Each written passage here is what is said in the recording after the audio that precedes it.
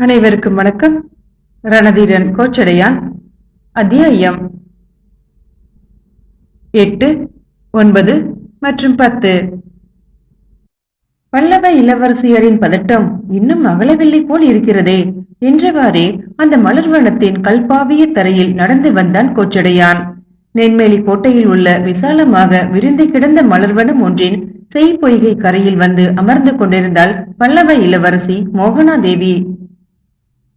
ராஜமன்றத்தில் வஜ்ரவர்மன் வாளை உருவிக்கொண்டு ராஜசிம்மன் மீது பாய முயன்ற தருணத்தில், சாளுக்கிய படைத்தலைவருக்கு ஒரு வார்த்தை என்றான் கோச்சடையான். அதை செவிமடுக்க விரும்பாத வஜ்ரவர்மன், என்னை வார்த்தைகளால் கட்டுப்படுத்த எண்ணாதே கோச்சடையா, என் கடமையைத்தான் நான் இங்கு செய்ய முயல்கிறேன். இதை தடுக்க எவராலும் முடியாது என்றான். வஜ்ரவர்மா, நீ என் அவையில் வாளை உருவிக்கொண்டு வார்த்தையாடுவதை நான் வேடிக்கை பார்த்து கொண்டு இருக்க வேண்டும் என்கிறாயா?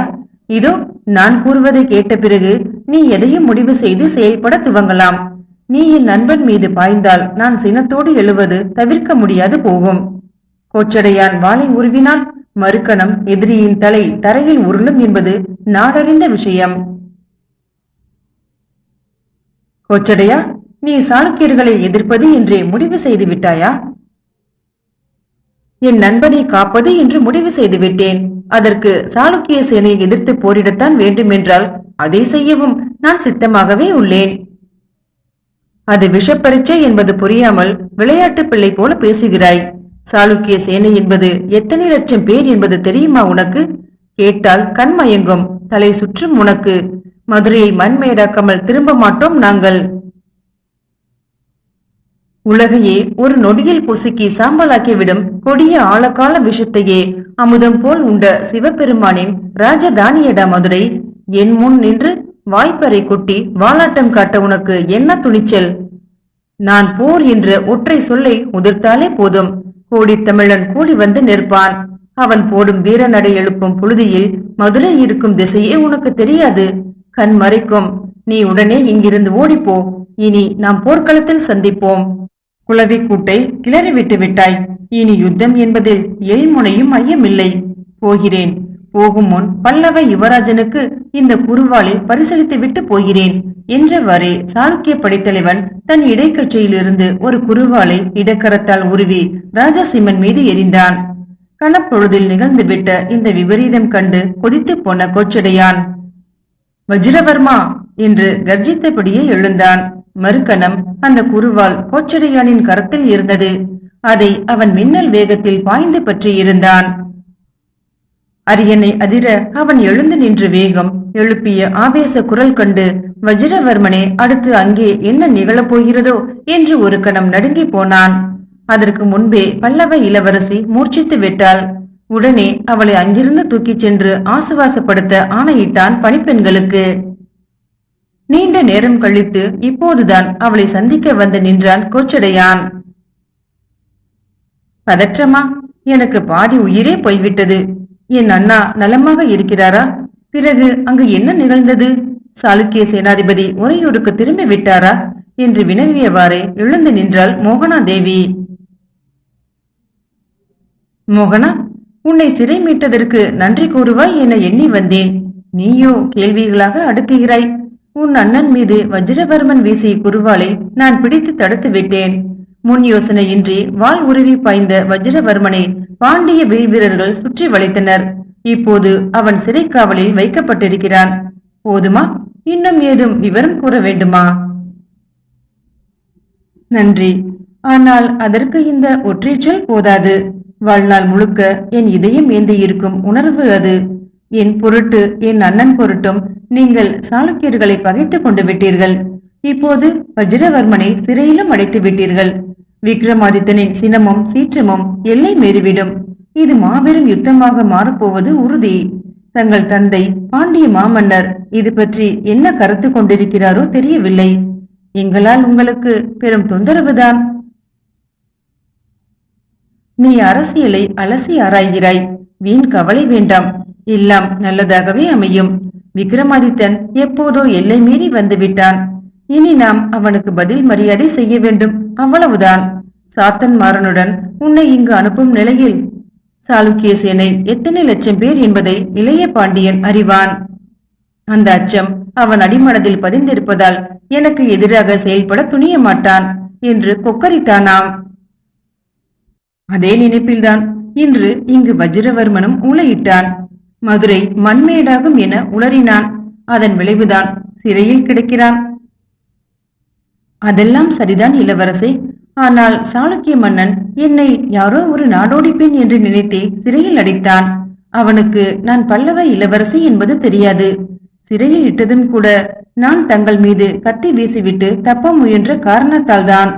தாங்களோ வஜ்ரவர்மன் சாளுக்கிய படைத்தலைவன் என்பது தெரிந்தே அவனை சிறையில் தள்ளி உள்ளீர்கள். இது பற்றி தங்கள் தந்தை வினா எழுப்பினால் தாங்கள் என்ன விடை இருப்பீர்கள் என்பதுதான் புரியவில்லை. இது யுத்தத்தை தாங்கள் வழி அழைப்பதற்கு ஒப்பானதல்லவா என்று வினவினாள் மோகனாதேவி. நீ நன்றாக அரசியல் பேசுகிறாய் மோகனா. பரமேஸ்வர பல்லவர் உனக்கு அரசியல் ஞானத்தை நன்றாகவே பயிற்றுவித்திருக்கிறார். கட்டி பழுத்தால் அதை அறுத்தோ உடைத்தோ தான் சிகிச்சை செய்ய வேண்டும். அரசியலில் பகை முற்றினால் யுத்தம் மட்டுமே தீர்வு. சாளுக்கியனை இனி இங்கிருந்து போர் மூலம்தான் விரட்ட வேண்டும். அதற்கான அடையாளம்தான் இந்த சிறையிடல். விக்ரமாதித்தன் வஞ்சினம் கொண்டு பல்லவர்கள் மீது பழி தீர்க்க புறப்பட்டதற்கு அடிப்படை காரணம் இருக்கிறது. வாதாபியை எங்கள் முன்னோர் அளித்தனர். புலிகேசியின் புதல்வன் அதையே காரணம் காட்டி இந்த படையெடுப்பை நிகழ்த்துகிறான். பாண்டியர்கள் சாளுக்கியனை எதிர்க்க இது போன்ற வலுவான காரணங்கள் ஏதும் இல்லையே.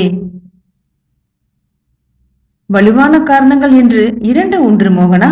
அதில் ஒன்று நீ, மற்றொன்றை நான் மதுரையில் என் தந்தை முன்பு விவரிப்பேன். எல்லாவற்றையும் நீ அங்கே வந்து செவி மடுக்கலாம். என்ன, மதுரைக்கா? நானா? தாங்கள் என்ன சொல்கிறீர்கள் இளவரசே? நான் மதுரை செல்கிறேன்.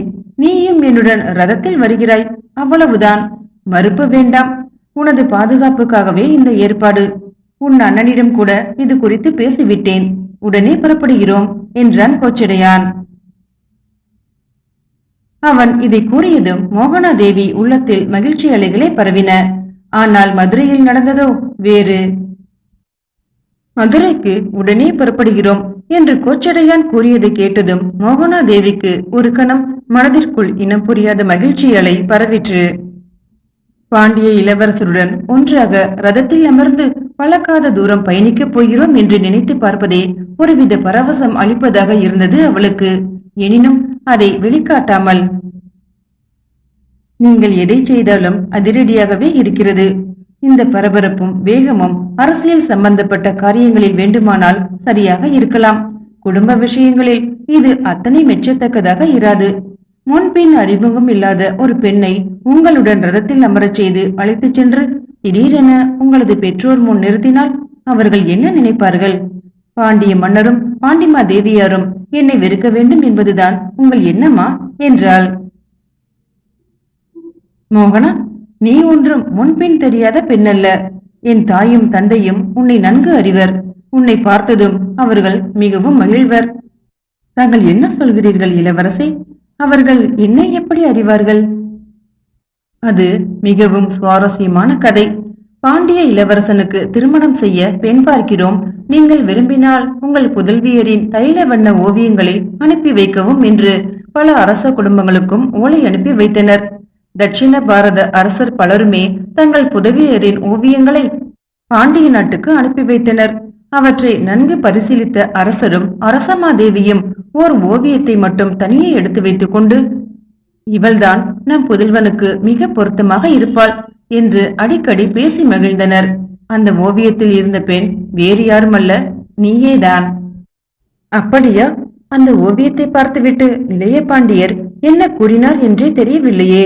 அதை அறிந்து கொள்ளாமல் நான் என்ன எண்ணுவது, எப்படி பேசுவது என்று புரியவில்லையே எனக்கு என்று கூறியபடியே ஓரப்பார்வையால் அவனது முகக்குறிப்பை ஆராய்ந்தாள் அவள். என்னிடம் பாண்டிய மன்னரோ பாண்டிமா தேவியோ எதுவுமே கேட்கவில்லை மோகனா. அவ்வளவு ஏன், அவர்கள் அந்த படத்தையே என் கண்ணில் காட்டவில்லை. இவள்தான் நம் மருமகளாக வரவேண்டும் என்று அவர்களுக்குள்ளேயே பேசிக் கொண்டிருந்தனர். அதற்குள் இந்த சாளுக்கிய விக்ரமாதித்தன் உறையூரில் வந்து ஆக்கிரமிப்பு அட்டூழியங்களை ஆரம்பித்து விட்டான். அப்புறம் நடந்த அனைத்தும் நீ அறிந்ததுதானே? அப்படியானால் நீங்கள் அந்த ஓவியத்தை பார்க்கவே இல்லையா? பார்க்காவிடில் உன்னை உறையூரில் பதும கோமலையாக பார்த்தவுடன் இந்த பெண்ணை நாம் எங்கோ பார்த்திருக்கிறோமே என்ற எண்ணம் எனக்கு தோன்றியிருக்குமா என்ன? தாயும் தந்தையும் நமக்கு பொருத்தமான பெண் என்று ஆர்வமாக பேசுகிறார்களே என்று அவர்களுக்கே தெரியாமல் அந்த ஓவியத்தை எடுத்து பார்த்தேன். இப்போது ஒன்றும் அறியாதவன் போல உன்னை அழைத்துச் சென்று அவர்கள் முன் நிறுத்தப் போகிறேன். தாங்கள் ஓவியத்தில் கண்டு மகிழ்ந்த பெண்ணை நேரில் கண்டவுடன் அவர்களின் முகத்தில் தோன்றும் பரவசத்தையும் பூரிப்பையும் காண்பதில்தான் எனக்கு மகிழ்ச்சி. அவர்கள் என்னை ஓவியத்தில் கண்ட முந்தைய நிலை வேறு. அன்று நான் பல்லவ இளவரசி, இன்று நான் ஒரு நாடோடி பெண். இப்போது என்னை மருமகளாக ஏற்க பாண்டிய மன்னரும் பாண்டிமா தேவியாரும் முழு மனதுடன் சம்மதிப்பார்கள் என்று எனக்கு தோன்றவில்லை. என்னை இங்கேயே விட்டு விடுங்கள். பல்லவ நாட்டுக்கு என்ன கதி நேருகிறதோ அதுவே எனது நிலையாகவும் அமையட்டும். அவளது குரலில் சோகம் விளைந்தது. மோகனா, வீண் பேச்சுக்கு வேலை இதுவல்ல. என் தாயும் தந்தையும் நீ எண்ணுவது போன்று அத்தனை மோசமாக தங்கள் கருத்தை மாற்றிக்கொள்ளக்கூடியவர்கள் அல்லர். மேலும் அவர்கள் தங்கள் மருமகளாக எண்ணிய பெண்ணை எதிரிகளின் கையில் சிக்க விடாமல் பாதுகாத்து அழைத்துச் செல்ல வேண்டிய பெரும் பொறுப்பு என்னுடையதாகும். என் கடமையை நிறைவேற்றுவதில் நான் சிறிதும் பின்வாங்க மாட்டேன். மோகனா, நீ உடனே புறப்படுவது நல்லது என்ற கோச்சரியானின் குரலில் சிறிது கடுமை தொனித்தது. புறப்படு புறப்படு என்கிறீர்கள். சிறையின் நெடியடிக்கும் இந்த பழைய உடைகளுடன் நான் எப்படி வருவது? நீராடி மாற்றுடை அணிந்தால்தான் என்னால் மதுரைக்கு வர இயலும் என்றாள் மோகனாதேவி. அதற்கெல்லாம் சகல ஏற்பாடுகளும் செய்து வைத்துள்ளேன். நீ சென்று முதலில் நீராடி வா என்று கோச்சடையான் கைகளை தட்டவும் பணிப்பெண்கள் வந்து நின்றனர். அவர்களுடன் சென்று நீராடி புத்தாடை அணிந்து கொண்டிருந்தாள் மோகனாதேவி. அவள் தங்கியிருந்த அறைக்குள் கையில் ஏந்திய பேழை ஒன்றுடன் பிரவேசித்தான் கோச்சடையான். என்ன இது? ஆபரண பேழை போல் இருக்கிறதே என்றாள் மோகனாதேவி. ஆம், இதை திறந்து பார். இதில் உள்ள வைர மாலை உன் கழுத்தை அலங்கரிக்கட்டும். எதற்கு இதெல்லாம்? புதிய உடையுடன் சில ஆபரணங்களையும் சேர்த்து அளித்தார்கள் இந்த பணிப்பெண்கள். மறுத்தாலும் என்னை விடவில்லை. இளைய பாண்டியரின் உத்தரவு என என்னை வற்புறுத்தினர். நானும் அவற்றை அணிந்து கொண்டேன். பிறகு இது வேறு எதற்கு? அவள் மறுத்தாலும் விடாமல் கோச்சடையான் அந்த பேழையை தானே திறந்து அதனுள் இருந்து விலை மதிக்க முடியாத ஒரு அட்டிகையை எடுத்து அவளிடம் நீட்டினான். நீலக்கற்கள் பதித்த அந்த அட்டிகை வெகு அழகாக இருந்தது. அவன் பேழையை திறந்து அதை வெளியே எடுத்ததுமே அந்த அறை முழுக்க இதமான குளுமையும் கண்கவர் நீல ஒளியும் எங்கும் பரவியது.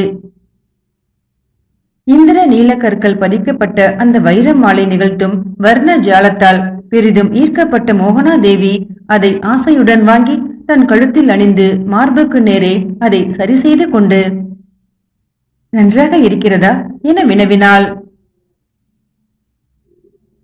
தங்கத்தில் இது போன்ற விலை மதிப்பற்ற ஒப்பரிய வைரங்கள் பதிக்கப்படும் போது அவற்றின் அழகு கூடுகிறது என்பார்கள்.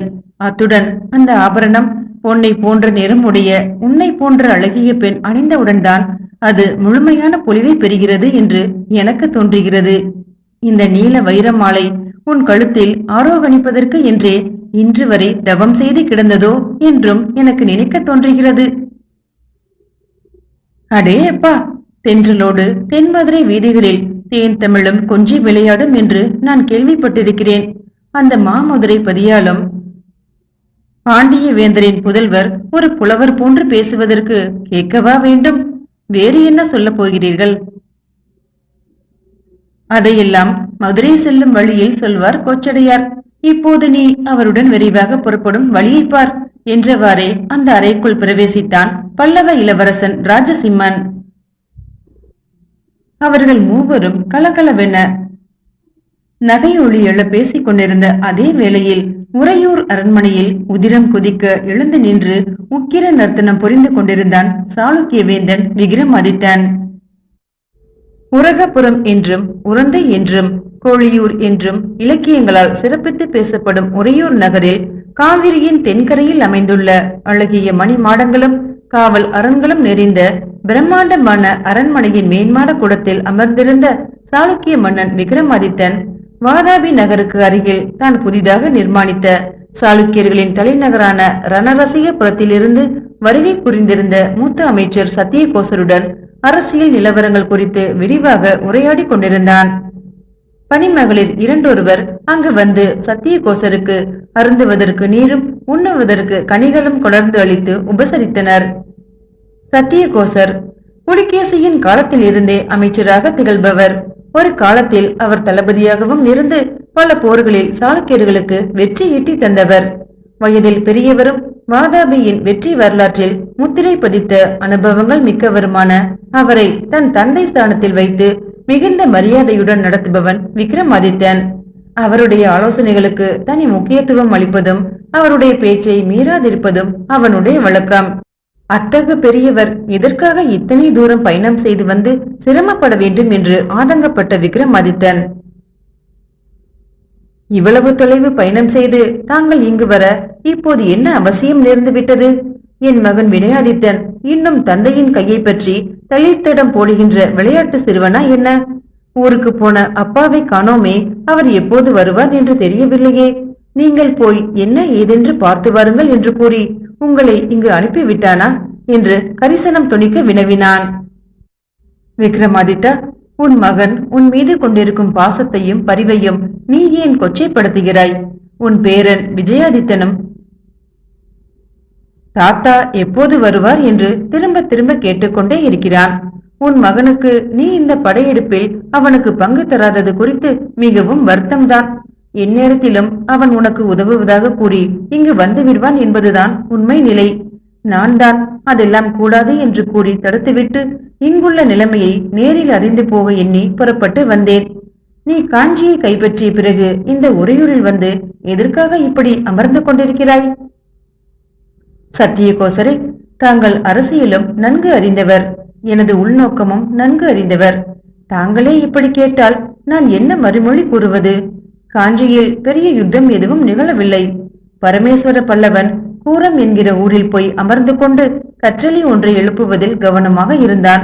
அவன் மகன் ராஜசிம்மனோ மாமல்லபுரத்தில் போய் இருந்து கொண்டு தன் பாட்டன் முப்பாட்டனை போல தானும் அதை கலைநகராக்க வேண்டும் என்று கல்தச்சர்களை அழைத்து வைத்து ஆலோசனை நிகழ்த்தி கொண்டிருந்தான்.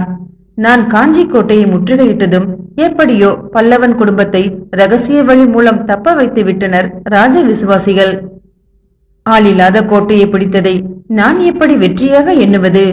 மேலும் பாண்டியர்களுக்கு ஒரு பாடம் கற்பிக்க வேண்டும் என்பதுதான் எனது எண்ணம். அன்பே சிவம் என்று கூறிக்கொண்டு இந்த மாரவர்மன் அரிகேசரி நெடுமாறன் சமணர்களுக்கு எத்தனை அநீதி இழைத்தான். அதை கண்டிக்க வேண்டாமா? சொல்லுங்கள்.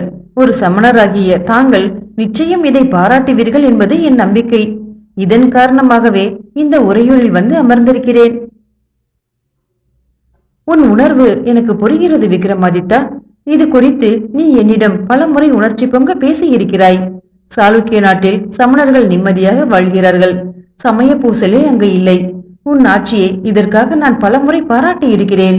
ஆயினும் நீ இந்த படையெடுப்பை பல்லவ நாட்டின் மீதுதான் தொடுத்திருக்கிறாய். பாண்டிய நாட்டின் மீது பாயம் முயல்வது தேவையற்றது. அங்கு நீ கூறும் சம்பவம் நடந்து ஆண்டுகள் பல ஓடிவிட்டன.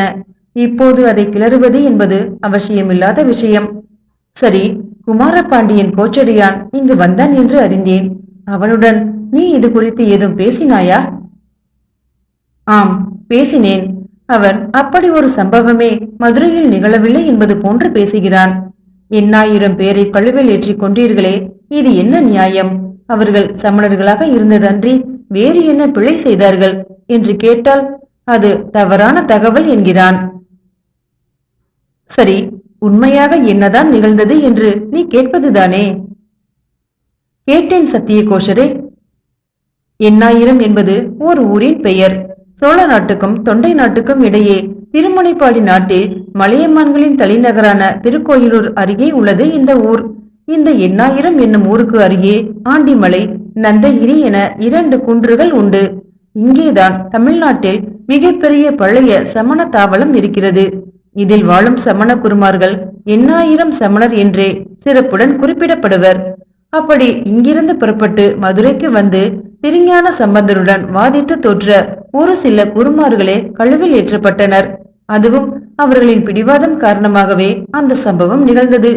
கருணை மன்னிப்பை ஏற்க விரும்பாமல் அவர்களே முன்வந்து கழுவில் ஏறி இன்னுயிர் நீத்தனர் என்று கூறுகிறான் அவன். மேலும் இச்சம்பவம் தொடர்பாக பாண்டிய நாட்டில் சிறு சிறு கலவரங்கள் ஆங்காங்கே மூண்டதும் அவை சில பல உயிர் இழப்புகளுடன் அடக்கப்பட்டதும் உண்மைதான். அதை மிகவும் பெருமையுடன் பெரிதுபடுத்தி சில புலவர்கள் பாடி வைத்து விட்டனர்.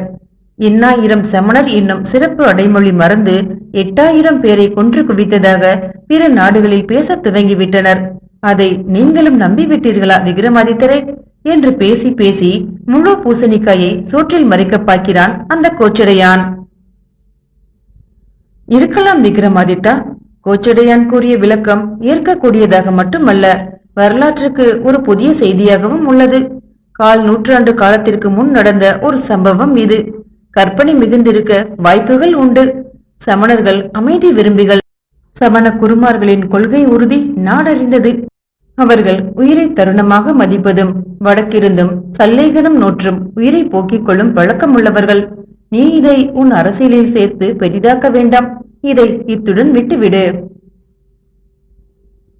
சத்தியகோசர் இப்படி கூறி விக்ரமாதித்தனை அமைதிப்படுத்த முயன்று கொண்டிருந்த போதுதான் ஒரு சாளுக்கிய வீரன் வந்து நென்மலி கோட்டையில் சாளுக்கிய சேனாதிபதி வஜ்ரவர்மன் சிறைப்பட்ட விவரத்தை தெரிவித்தான்.